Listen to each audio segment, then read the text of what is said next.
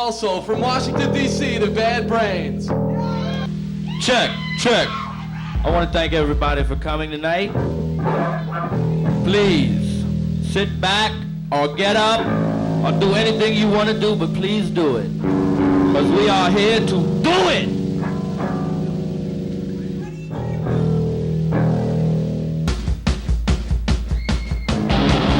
What's your name out?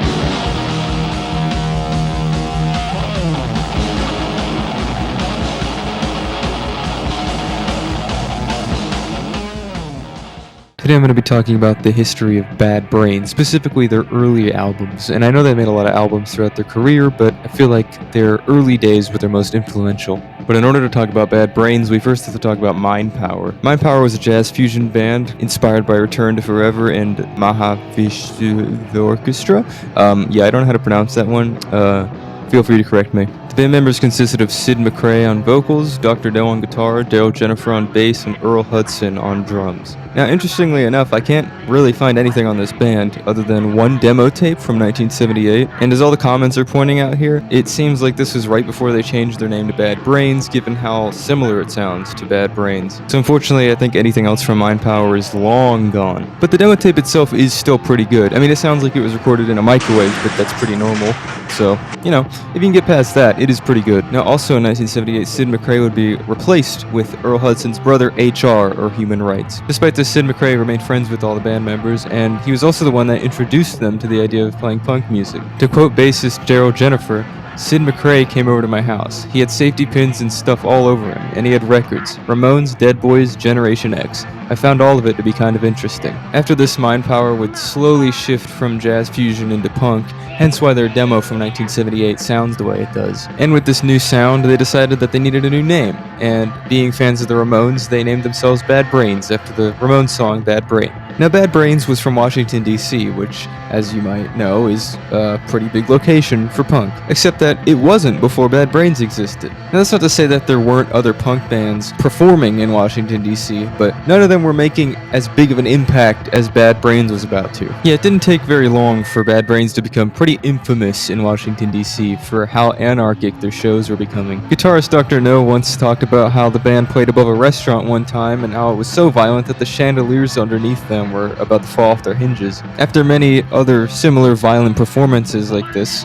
at different places, they started to get banned in a lot of places, and a lot of people did not want to book them, and nobody wanted to sign with them. And so in 1980, the band would independently release their first two singles, Pay to Come and Stay Close to Me. After this, the band would take an interest in reggae after attending a Bob Marley concert, and this would present itself not just through the sound of their songs, but their overall positive message that they carried. And this is pretty noteworthy because the idea of punk at the time was to rebel, to expose negative things. So for a really hardcore band like this to just be positive was very weird. Now, while Bad Brains definitely helped start a movement in the DC area, they didn't actually stay for that long. And this is basically because they got banned everywhere in Washington, D.C., so they relocated to New York in 1980 and quickly found a place that was way more accepting of their sound, the CBGB Club. This iconic club had been home to many bands like Ramones, Dead Boys, Misfits, and Agnostic Front. Dr. No recalled that the band got a lot of buzz after starting to play here, eventually playing every night. After attention on the band began to increase, they released their first album in 1982,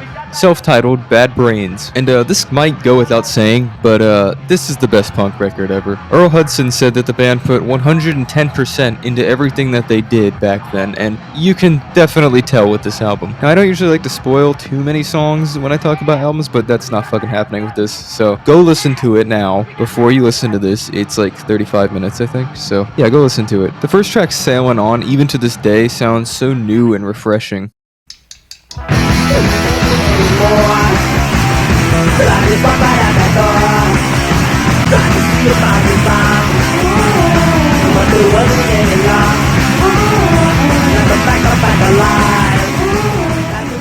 And this feeling continues throughout the first three tracks. It's just so confidently violent and angry. That's the best way I can describe it. The third track, Attitude, is a good example of the band's more positive songwriting. With the lyrics, we got that attitude, hey, we got that PMA. PMA meaning positive mental health.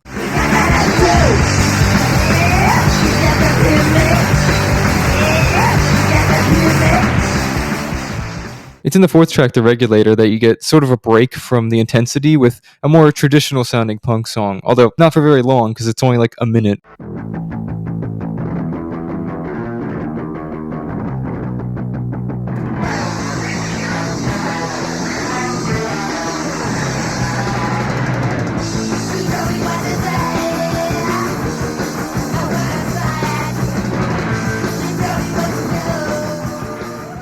After this, the intensity returns with one of their most beloved songs, Banned in DC.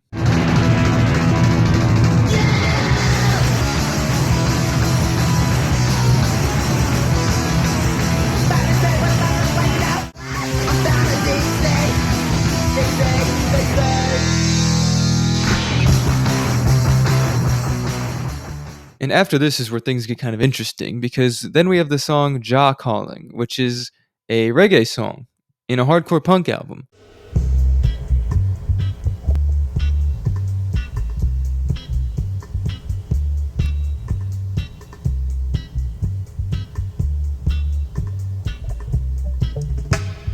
Now, on paper, that doesn't really sound like it would work very well in this type of album, and I'm sure to some people it might be a little jarring, but the way they do it, it just works really well. It doesn't really disrupt the pace in any way. And there's a few of these reggae songs sprinkled throughout the album, like Leaving Babylon, I Love Jah, and the untitled bonus track at the end.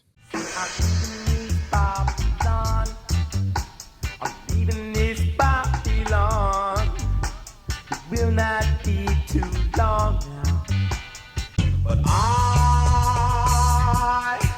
love our Jah, yeah. They tell me not to be that way. Every nation shall bow to Jah, yeah, and every tongue shall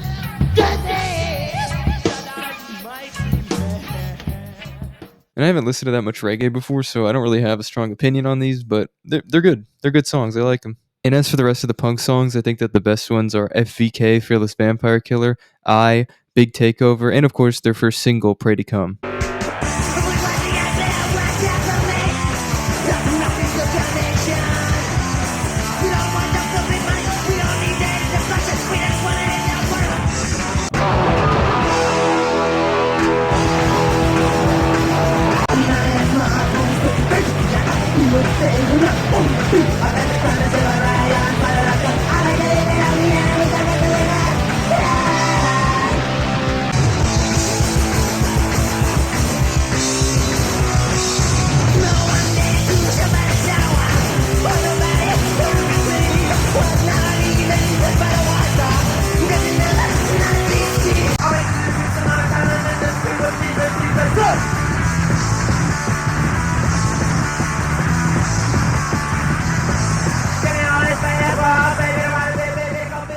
As if the Bad Brains hype wasn't already big enough in the underground scene, this album skyrocketed them. And this is without a doubt the peak of the Bad Brains popularity. Many bands have cited Bad Brains as big inspiration for them, like Minor Threat, Beastie Boys, Fishbone, Red Hot Chili Peppers, and even Deftones. After this, the following year in 1983, the band had released their second LP, Rock for Light. And for me, I'm kind of iffy on this album. It's sort of a mix between new songs and songs that are more polished from their first album. The biggest issue I have with this album is that too many of the songs are reused and too many of the new ones are reggae. I'm not saying this is a bad album. It's honestly really good.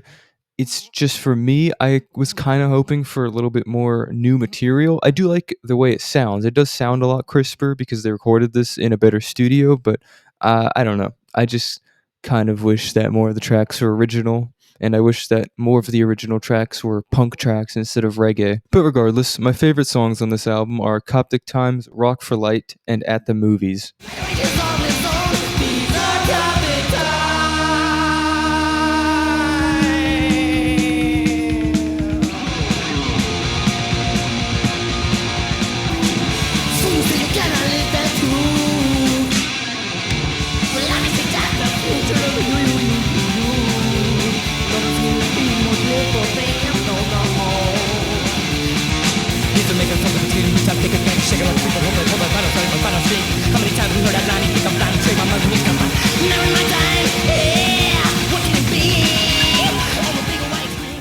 Now, despite me not being the biggest fan of this album myself, it did do pretty well amongst the masses, and today it is still respected and regarded as one of their best albums. Now, I would say that these first two albums were the ones that really inspired a lot of musicians that became huge later. I know I've already said a couple bands that were inspired by Bad Brains, but a few more include Nirvana, Guns N' Roses, Soundgarden, Jane's Addiction, Green Day, and Rage Against the Machine. It's an interesting case where every band that was inspired by them became like 10 times bigger than them in the end. Now, I know hardcore punk isn't exactly the most accessible genre for the mainstream audience, but I do think that they deserve a little more recognition for the bands that they helped create. After Rock for Light, the band would break up and then get back together and repeat that trend quite a few times, sometimes switching out members here and there. And they would actually keep releasing albums up until 2012. Some good, some not so good. But despite the not so good ones, nothing will ever be able to overshadow the greatness that was the early days of Bad Brains. Not only did they inspire the punk bands around them at the time, but they're also a big reason for music's evolution as a whole, and I think that that's one of the best achievements a musician can reach.